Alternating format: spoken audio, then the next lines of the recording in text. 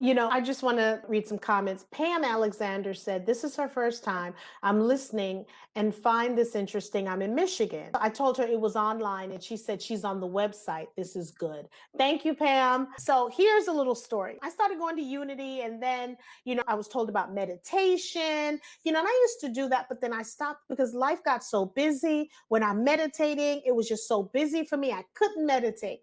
So I started going to Unity and going to their Saturday morning meditations. Y'all come closer. When I say I was snoring, my snore woke me up in meditation. And I I'm will waking up. testify that too. And it was so funny because everyone who's in meditation was looking at me and they weren't too happy. But it was like, I just could not believe it. It was like clarity. It was like I can go out and slay Goliath. It was just so wonderful. So then I started going every Saturday. So one day this lady comes over and she, wakes me up and I'm like, what? And she's like, can you stop snoring during meditation? Because even though I'm home, somehow I wasn't as relaxed and I realized it was pent up. So one of the things when we were in Rapping with the Rev, we talked about, and I had such a problem feeding into what you were saying. But then when I started to meditate and follow what you were saying, I started sleeping better. And I'll tell you what it's about. Forgiving your enemies. We were talking about that. And I'm like, but this person is evil. Why should I forgive them? And I'm an empath. So holding on to all that stuff and listening to you, you weren't rationalizing it. You were giving the spiritual sense on why we should forgive our enemies. See, Jesus told us to love our enemies. The master teacher said, love your enemies. At Unity, I like to take it a step further. You have no enemies. If there is one presence and one power at the point of everybody, that person cannot be your enemy except in your own mind. Now, humanly, they can be doing things that absolutely feel like an enemy. I like to use the scripture, pay unto Caesar what is Caesar's, pay unto God what is God's. There's going to be consequences for their behavior. But let us never give up the view that underneath all the muck, underneath all of the outer covering, is a child of God that is not my enemy. And that's what will heal the planet. As painful and difficult as somebody may cause us that kind of pain, we cannot give up the view that underneath all of it, the pile of manure, there's a pony somewhere here. Yeah. Some good happening here somewhere, and we're going to find it. Well, I think for me, what it boiled down to, I'm transparent. It was ego. That's what it boiled down to. It was ego. And I'm like, what is he talking about? This person has done this to me. They've done that to me. And when I realized, through my sex trafficking traumas and stuff that I went through, I wasn't healing. I was going to therapy, Richard, but I wasn't healing. I was saying all the right things and, doing the right things, but inside I was still a hot mess. So then when you talked about forgiving your enemies, and I said, okay, let me write this letter. No, I'm not going to forgive them. I don't care what I'm going to do. But then one day it just clicked, Richard. It clicked. And here's the thing.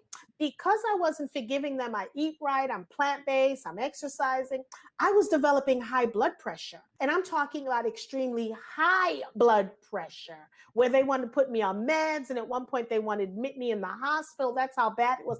And I'm like, but I eat right. What's going on? It's not hereditary. And I promise you, Richard, the minute I made that connection about forgiving, when I did it in my heart and in my head, I felt something break away. I'm telling people it was the blood pressure. I just felt it just go away all of a sudden. I just felt something click. And then I realized I was carrying that load. And I'm like, Jackie, Richard told you this like a year and a half ago. Had you listened, but we all go through our own spiritual journey. Sure. And then I go through my journey. I teach things that I'm working on in my own life. None of us have achieved perfection yet, but we're getting there. We're getting closer and closer and closer. The body temple, the great gift of God that was given to you, is a great thermostat.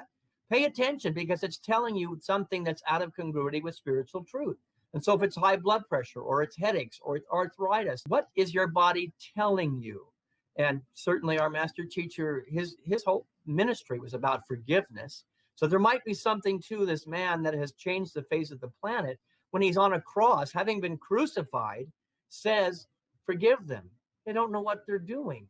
He really saw beyond the ignorance, refused to give up the truth that was underneath. And our job is to follow in his footsteps. And you did exactly that. When you were able to find forgiveness, the body responded and said, hey, good job. You listened to your body, you listened to your experience and said, something needs to be put back into congruity here. Good on you for listening. Yeah, and because even my doctor said, "Are you on medication? What are you doing?" I said, "No, I just forgave." I said, "You need to just write a prescription on forgiveness, and that'll get." That's what I told her. I said, "Start writing prescription on forgiveness, and that'll work." Again, You that's know what not the. forgiveness is, Jackie? Forgiveness is giving up the idea that I have an enemy, giving up the idea that there is you and me, us and them, giving up any sense of duality, which puts us then into alignment with spiritual truth. Now, let me tell you, there's nothing easy about that. I know there was Mm. nothing easy about that for you, that person who had hurt you, that you could feel a sense of oneness beneath the surface. That is the hardest thing we will do. But I believe it's the only thing that's going to heal our planet. The division right now in our nation, in our world, is as bright as it's ever been. And the only thing that's going to heal it is I can sit and say Black Lives Matter and be okay with that because it is true. I can say Blue Lives Matter, and that's true. Everybody matters because there is no separation. You and I are the same being, cells within the body of God. And when we realize that the body, that is the whole of the universe, comes back together. We're like a cancer. If we fight each other and are making enemies of each other, that's how wars happen, but it's also how we divide the body of God. And we do it religiously, we do it politically, we do it 1,000 different ways, ethnically. And the reality is, our job is to simply wake up from the illusion and the nightmare that we are separate from each other. All the pains of our bodies, all the pains of our humanity will melt away as we get this revelation clearly embedded back into the Garden of Eden that is existing right here in our hearts. And I told someone we were having a discussion and they said something off color to me. And I says, "Do you realize you're hurting yourself?" And they're like, "No, I'm hurting you." I says, "No, because if you're hurting me, you're also hurting yourself. So you need to understand that." Because what I've learned from you and, other people, but particularly from you is as you just said, we're all one. Why would I hurt you? Because I am hurting myself. I don't want to see you hurt. I want to see you elevated. I want to see you, being the best version of Richard that you can be. So, and I tell people, my job is to love you, not to judge you. That's what the Women Are Worthy show is all about. We're not here to judge you. We don't care what your past was like. You have so many people out there judging you as it is. That's not my job. My job is just to love you. So, who is Richard Burdick? Well, you mentioned, I'm going to get real quick before I tell you who I am. Ego. You mentioned ego. Yeah. Ego loves to have that specialness. You asked the question at the beginning, how am I special? I'm no more special than anybody else. Unity North is no more special than anybody else. We're all special together. And ego, E-G-O, means edging God out. I have pushed God out of the equation, therefore I can make an enemy. And that's what the human mind will do. No, God is surely present here. And the ego is not a bad thing. It's not a villain. It's not a great satanic thing. It's here to keep us safe. But let that ego be at 49%, not 51% of what's driving our lives. Keep God into the equation, God as love and God as life, which allows us to have the realization, as you beautifully said, there is no private good and there is no private suffering. You suffer, I suffer. I have a celebration, I celebrate with you, because we are intrinsically linked. And so the water rises in the harbor or goes down in the harbor, and all the boats go with it. If your boat's going up, mine's going with it. And the potential, if it goes down, is mine's going to go down too. So I'm here in it. And you're my sister. You are me. And I am you. We are not separate beings. And when we get that, all of the wars, all of the maladies, all of the fighting, all of the violence will begin to melt away. Who is Richard? I am the Christ doing business as a man walking Marietta, Georgia, finding his way home. I am the Buddha. I am the Christ. I am a lover of life, a lover of people. I am a cheerleader. I am a coach. I'm a minister. I'm all those things. But at the end of the day, all those are just labels. I'm a white man. That's just a label. I am the expression of God doing business as this vehicle that you see. And see, and I tell people, I'm just a Black woman doing a show. I was in Unity North when I was given this revelation. We're all in the same book, just in different chapters. You got it. So if you're in chapter 13 and I'm in chapter 2, it's okay. I don't need to do speed reading to get to your chapter. There's lessons I need to learn in each chapter before I get to your page. And then you're also supposed to progress to the end of the book. That's what I do tell people, what Women Are Worthy or Jackie Charles is all about. I'm just a student wanting to learn everything. Right now, Richard, because of the pandemic, there's so many crazy things going on. Other than the death, the pandemic has helped me. I am more intentional. I'm more present. I'm not just looking at the rose and smelling the rose. I'm watering the rose. I'm talking to the rose. I'm having such a great time right now where, again, I know what's going on, but you have to create your little bubble. Because if I listen to the news and I watch the statistics on how many people have died, it's going to drive me crazy. So I choose to look, because everything has some sort of beauty in it, you know? So I choose to look at, okay, what can I do? Instead of bitching and complaining, not like everyone, but some people, I don't want to be a part of the problem. I want to be a part of the solution. So I'm going to get up every morning. I'm going to live my life to the fullest. I choose joy, not happiness, because for me, happiness is just a state of mind. Joy is where I want to be. That's what I look what you into. focus upon is going to expand. This is a basic Yes. unity teaching. Where you were looking, what you were listening to, where you were spending your time and your energy, that's going to be expansive. As a creative being, when you look that direction, you get more of it. So we often say, whether you think you can or you think you can't, you're right. If you're looking at what is ugly and difficult and terrible all the time, more of that's going to increase in your life. And if you smell the rose, you take a moment to just recognize that even in the midst of this mess, there is a possibility of God, a possibility of good. That's what's going to grow. You're tending the garden of the roses of possibility, that love will have its way at the end of this journey. And so that's the garden we're trying to grow at Unity, and that you're growing beautifully on your show. For me, you know, September is like very emotional for me because I'm from New York and I think about 9/11 and that's coming pretty soon. And now we have the pandemic and then we have Chadwick Boseman who died, you know, from Black Panther. And it's like, whoa, you know, but I choose to believe right now during the pandemic, God is putting us at a reset button. It's because of all the stuff that's been going on. That's how I choose to view it, that we're resetting, because now parents are spending more time with their children. People who are spending money are realizing, oh, I didn't need to spend my money here. I can save more money. People are actually having language, they're having conversation. What do you take from the pandemic? You've hit the nail. We're slowing down. We've been forced to slow down. And when we slow down, the mind chatter begins to slow down. We begin to look each other more deeply into the eyes and realize truths that we had forgotten in our busyness. We've been like mice on a wheel going so fast, do, and we've forgotten how to be. And so the time of silence and stillness, everybody I talk to says, I'm hearing the birds as if I'm hearing them for the first time. The beautiful music that's around us, the beautiful sights of the trees. Suddenly I can stop. I'm not having to go to my next appointment, missing all that beauty, not only in Mother Nature, but in people like you, in the people that I'm having a conversation with. You know, this might not have happened if I'd been in my busy life. And so it's a moment to pause, to breathe, and to be in the silence, which is where God exists, not in the hustle, in the bustle, not in the noise, not in the words, not even in the teachings. It is the remembrance that happens in the breath. And I believe this pandemic is a great, the human race is taking a breath, and it's scary because we have to come face to face. So there's a lot of fear that's coming up. And then we run back to being busy or to arguing or to fighting as the great distraction to coming face to face to that which we had forgotten. And so I think it's a great remembrance that's happening right now if we choose to do that. The people that I'm spending time with are looking more deeply into their own soul and going, that's who I am. You asked me who I was. I get to know who I am a little bit better because I'm not this or that, or the label this or this job or this task or this name.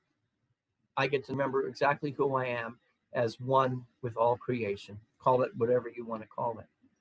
Because I know we're home and I'm constantly getting Zooms like, join this Zoom. And sometimes it'll be, for me, Richard, 15 Zooms in one day. No way. I'm Oh, learning now to say no. Now I'm taking, well, I wasn't taking naps and I'm going back to taking naps. I am getting more refreshed. I am being more tolerant. So when my husband asks me something, I'm not snapping at him or anything, or I think I'm snapping and he says it's not, but I view it. So I'm being more intentional. And I'm going to be honest with you, this pandemic has made me realize I love me some Jackie Charles. Jackie Charles is a cool chick. I want to be her best friend. And so I'm like, you this is become really, more conscious. You're becoming more yes. awake, more aware, and you're realizing, wow, the energy of God doing business is only Jackie Charles is pretty amazing. Yes. So I'm bravo seeing on it. you. Good on you. Thank You know, you. the Unity North is to recognize, to demonstrate, and to share the divinity of all of us. And so it's easy to see it in other people, but that pause is Mhm. causing us to see our own divinity. In that awareness and that truth, I can begin to see the divinity of all creation. And you're really good at all of that. It's just amazing to me. And I want people to view the same thing about themselves because for me, I'm so easy. I give compliments well. But when it comes to me, I deflect and I'm like, no, no, no, it's not me. But now I'm like, yes, because I went to an event today and I was given something. And normally I would say, oh my God, do I really deserve this? So I sent it to a couple of my girlfriends and they're like, wow, you got that. I said, yeah, because I deserve it. I deserve it. Now I'm working. Before I was working against the universe. Things were kind of tough and it was like I was choking, Richard. Now I'm working with the universe. Things are flowing. I'm like, yes. But of course, I had to go through this journey to where I am now to understand you don't fight the universe, but you could have told me this until you're red, Richard. It wasn't working. But now I decided because during the pandemic, I can read some books. I can read some Eckhart Tolle. I can read so many different books, Esther and Abraham Hicks. I watched that and I'm watch you and Mike. And I'm like, wow, life is pretty simple. This is what another thing I love about the pandemic. Life is pretty simple. I wasn't worrying about makeup, just going on the Zooms, dressing from the neck up. And then finally, I had to go out into the real world and wear some pants. And I'm like, oh my God, I got the COVID 20 pounds gain weight. So You can't finish all the things you so I'm like, do I have to come to the meeting? Can I Zoom in? Do I need to come in person? And they're like, yeah. So I'm like, oh my God. So now I'm doing things that I need to do. And, because I think if I'm speaking it from my mouth and I'm being intentional and I'm doing it, I also need to take care of my temple. And that was just walking or doing whatever I need to do. But Richard, so let's say 45 is watching the show and he's taking a shine to you and he says, you know what, I'm loving this Unity North and I'm loving what they're doing. I'm going to give them $3 million.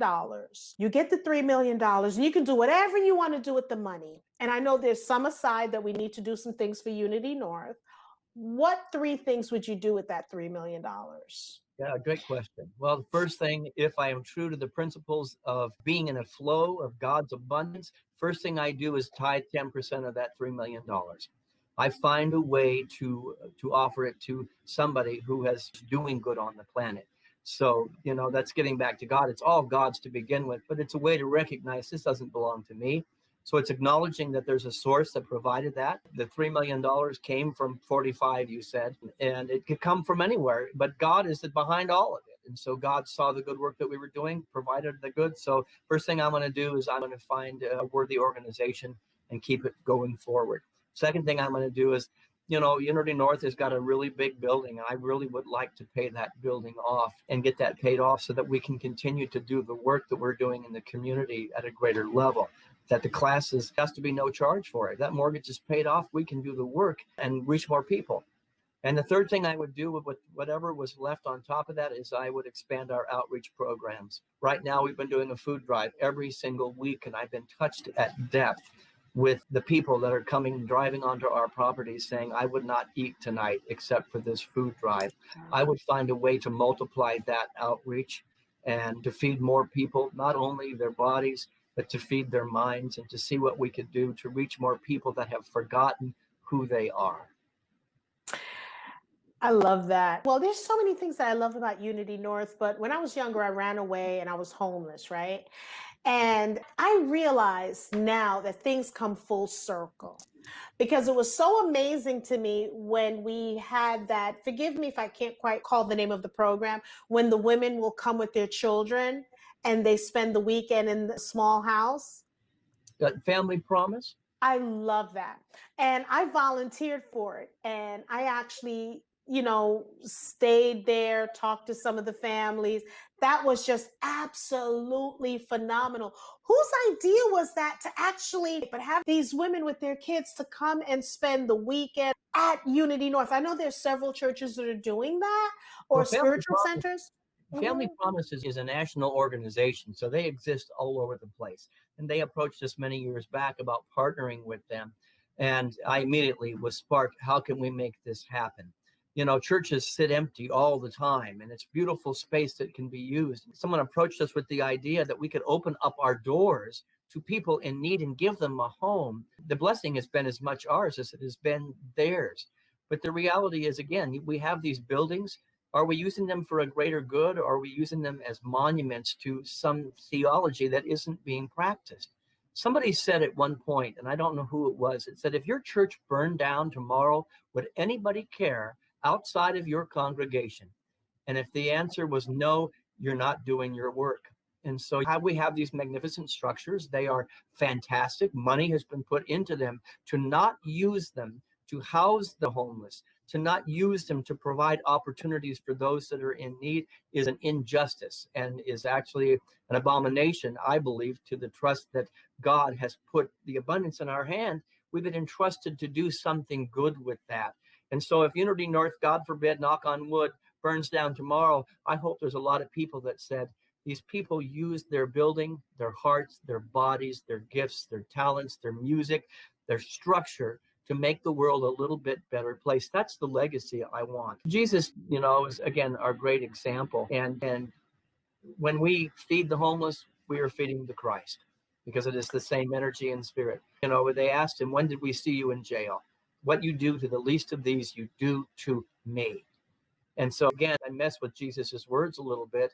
There is no least of these. If we're all equal, whatsoever I do to any human being, I am doing to the veritable Christ essence that we celebrate, the Buddha nature that we celebrate. So everywhere I look, I see the face of God. Whether you be homeless, black, white, Republican, Democrat, I must see the face of God. And I cannot make exceptions to where I find God. That means if someone's in need and they're knocking on my door, I'm going to answer the door. And I'm going to do whatever it takes to help that truth be recognized. And sometimes it's feeding.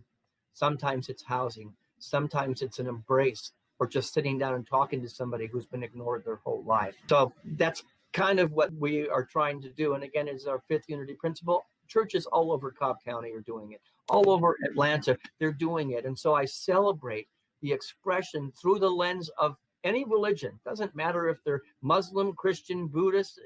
Good is being done. And at Unity North, we celebrate that and want to build a bridge to all those other organizations that we can partner together, that maybe, just maybe, at the end of our time on earth, it's a little bit brighter place as a result of what we've done individually and as our community.